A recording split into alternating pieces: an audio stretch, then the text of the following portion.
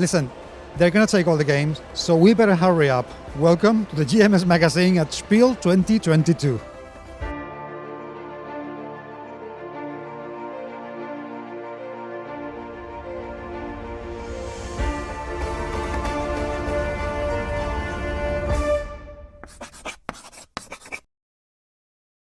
Okay, let's continue with the round of interviews, and now we have a game that's going to bring some very, very vital life skills to a lot of people, because this is all about managing a rock star band. I mean, everybody must be able to do that in live. Dexter, how are you doing, sir?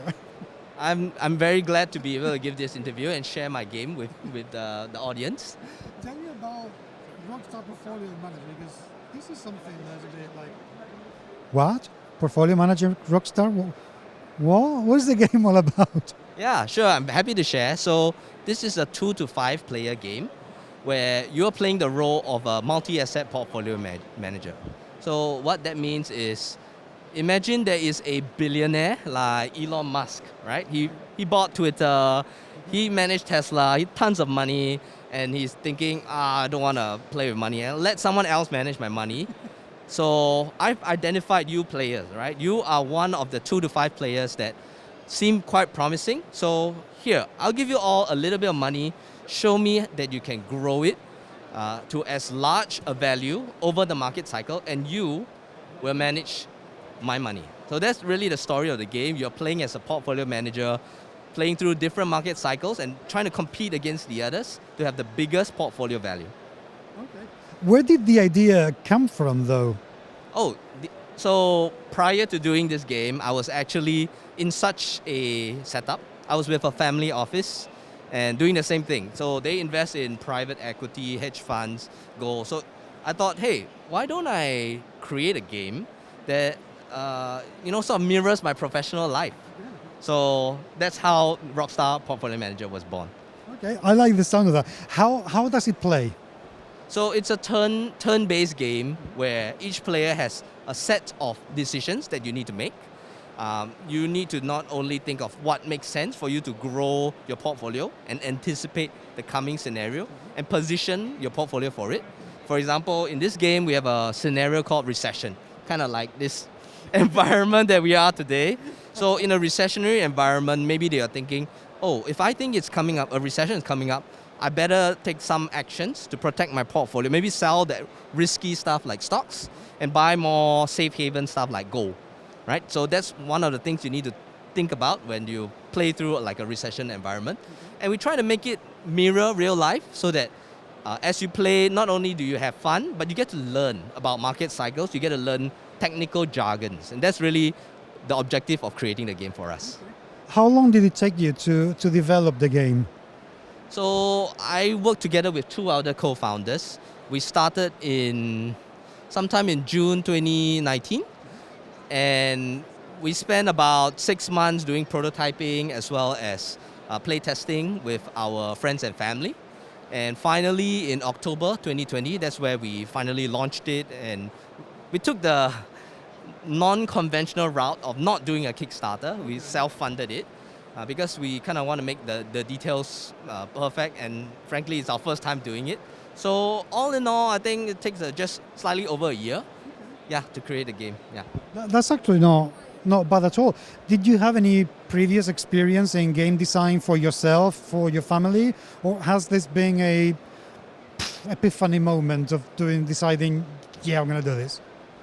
I've never created a game before, so this is the first time I created, and I'm so glad that I have my 2 other co-founders with me today to walk this journey with me. I think it's something I always enjoyed playing games, but I've never really thought of myself as a creator until one of my other co-founders said, when he was in between jobs, he said like he's gonna spend his free time creating a game based on his work life. So that's what got me intrigued, what started me on the journey, and here I am today.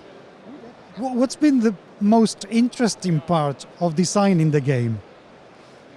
Interesting, I mean, there's many aspects of the games which are pretty interesting, but I would say it's just figuring out the nuances, because as we play, sometimes we visualize, like I visualize it developing a certain way. With investment returns, if you position correctly, and then you get rewarded. But as we play tested, then we realize, hey, sometimes it gets totally out of whack, right? So suddenly you could be like a huge millionaire just by one stroke of luck. So I think it's interesting. The struggle to balance the game was I think quite an interesting development. And the other is also a little bit of a perseverance effort where you try to bring the game to life, get buy-in from people, get their support, communicate the vision of the game.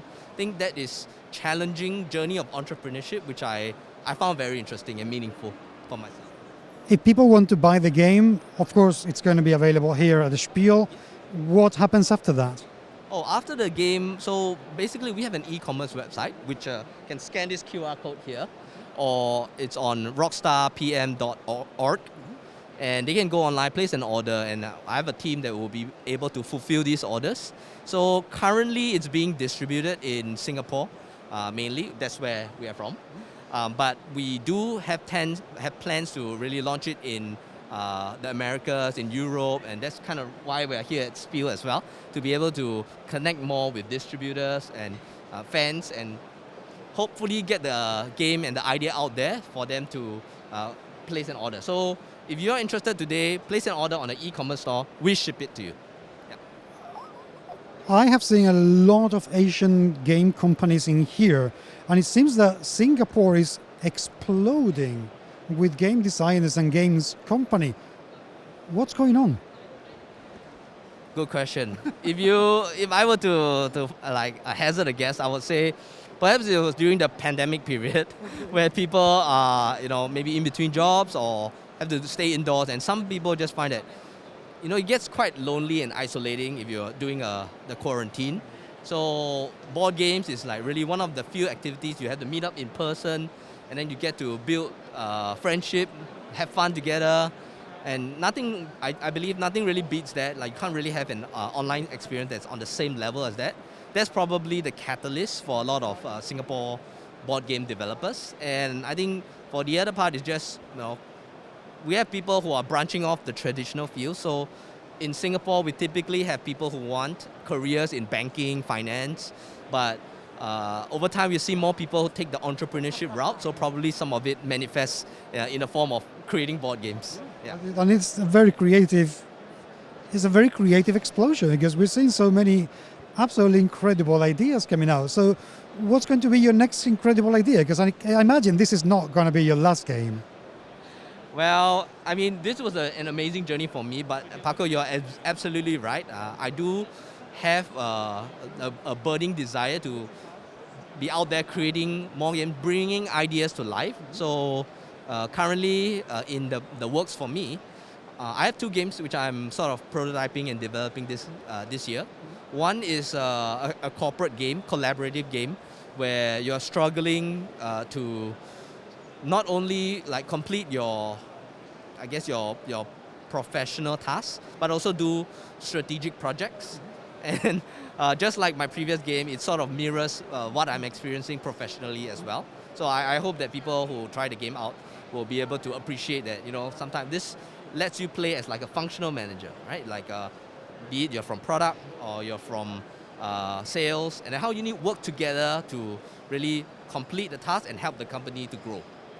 That's one. Okay. And the other one is sort of like a mastermind game where it's competitive, and you're trying to be able to decipher your opponent's code. So they have a certain safe, and in that safe there are certain shapes and certain colors which, if you decipher, you get it. So we envisage it like a squirrel trying to, like a bandit squirrel or pirate squirrel trying to steal another squirrel's stash of nuts. Yeah. Okay, well, that means that next year this booth will be a lot bigger. I hope so.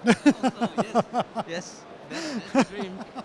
Well, best of luck with this. I hope this is an absolute roaring success, and I hope to talk to you very soon about your new games. That would be amazing. Yeah.